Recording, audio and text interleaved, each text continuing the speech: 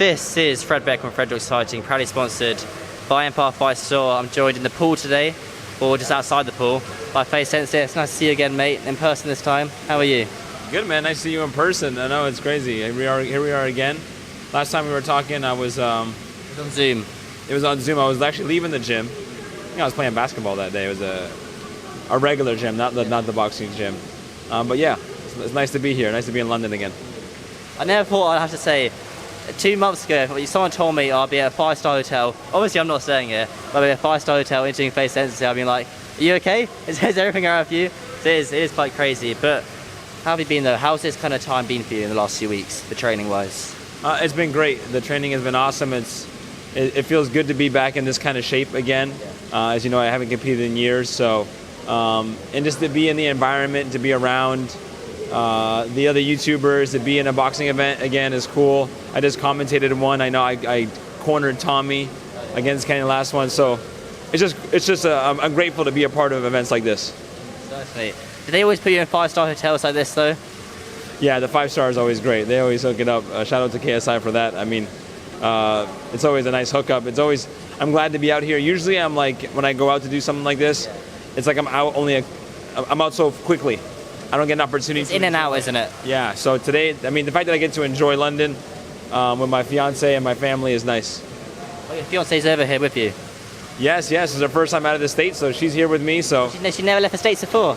No, this is her first time overseas. She's only traveled a couple times, so this is a real treat. Okay, that sounds pretty nice then.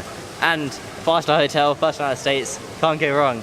So you're staying in the hotel. Tomorrow we got the public workout. The next day is the press conference, and then all the weigh-in. Oh, there's Evil Hero telling the stop. He's a legend. Yeah, all good. So you got the press conference, the weigh-in. This is all. It's not new to you, is it? You've done it so many times before. Does that give you a benefit though, since Kenny's only done it once? Say that last part again. The fact that you've done the press conferences before, the weigh-ins before, the build-up to fights, and Kenny's only been through that 5-week experience once, will that be beneficial to you?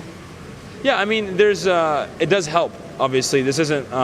I made the walk, a handful of times now. So the fact that it's not my first time making the walk, and I've done other types of competition, it does help because I do remember my first couple of times going out there, making the walk, and I remember how nerve-wracking it is, and obviously you still have the fight nerves. It's normal. I'm still going to be fighting, so I'm still going to have those nerves, but it's familiar territory.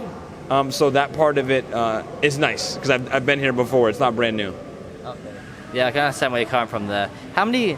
I don't want to know this fact straight because online it might tell you wrong, it might tell you right. How many kickboxing fights have you had? 2 amateur and one pro. Okay. Yeah. And how much other previous martial art experience have you had? Me? Yeah. So I grew up in a karate school with a kickboxing base as well. So martial arts, I grew up doing it. Not really competing or doing full contact.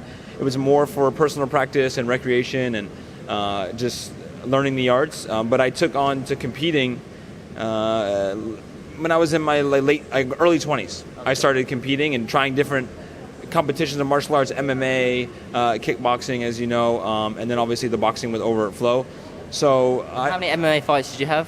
MMA fights? 4 total. Okay. So yeah, I've done my fair share. You know what I mean? And just to experience it, I actually started competing again because of YouTube. Actually, I wasn't really competing as a martial artist before YouTube. I started my YouTube channel. I joined Faze Clan, and I wanted to try something different, and I wanted to show the audience and the community something different. And I started putting my MMA fights on YouTube. But I only took the fight actually to make YouTube content. Yeah. So it wasn't like I was fighting prior to. You're killing 2 birds with 1 stone, basically. Yeah. So and it worked out. And now here I am. What is it? Oh my gosh, nearly 10 years later. I'm getting old. 10-year journey. Yeah, exactly. 10 years now, and I'm still fighting again. It's just crazy. Win or lose against Kenny, will this be your last fight? I don't know. Okay, good. We want you to continue. Yeah, when it comes to this YouTube boxing, I'm not a fighter, and I'm not. There are a handful of YouTube boxers right now, like Kenny, one of them, Temper, and there's a handful of guys that want to continue and pursue their YouTube boxing career, right? They want to become a YouTube boxer and improve themselves. I'm more in the lane of I'll take if an opportunity makes sense to me, and it's everything is, the stars are aligned, I'll take it. But I'm taking everything one day at a time, one fight at a time. Okay, yeah. That's fair enough then. You don't want to look too far into the future. Obviously, you're going to get married soon. You got the podcast with Wade. You got a whole... The podcast with Wade, the breakdown. That's what I'm loving to do, and commentating. So maybe I can get... There's going to be a couple more Misfit things. Yeah. I got to talk to Mams and JJ, get me commentating with Wade. Is that what you want to do? Kind of transition into being a commentator? Yeah, I love it. I mean, I got into YouTube. I love doing the reaction. I love commentating. People tell me I talk too much, so I got to put that... As an interviewer, we like people who talk too much. Yes. It's great. Yeah, so I'm really looking forward to doing more things like that as well. But I'll throw down every once in a while, when they offer me a big check. That gets me out of the seat. Because I was really enjoying my life, and then they gave me an offer. I was like, oh, okay. They gave you an offer you couldn't refuse. Yeah, pretty much, yeah.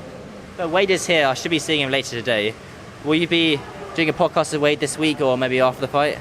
Definitely. We're going to be doing a podcast with Shoot Nate. We're hoping to get a couple people on the podcast. I'll be a 1 minute guest. Yeah, we'll have to get you as a guest. I'll talk to Wade. Well, you can talk to Wade too. Reach out to him and make that happen. So we're still going to try to do as many podcasts as we can to get as many shows in before and after, and just do it. So we're trying to get as much as we can. Keep the ball rolling. Yeah, the podcast is quite a smart thing to do. Obviously, you're so good at breaking down fights, and Wade's definitely good at breaking down fights as well. But just predictions on the card: KSI versus Swarms and a second opponent. What do you make of KSI fighting 2 fights in a night? That's quite cool, isn't it? Yeah, I'm not surprised. I've said that before. No, KSI is just a wild man. He's the type of dude that just say yes and then do all the work necessary to do it. I was shocked, like, oh no, but then like right after I was like, you know what? It's JJ, so I'm not too shocked. He's a madman.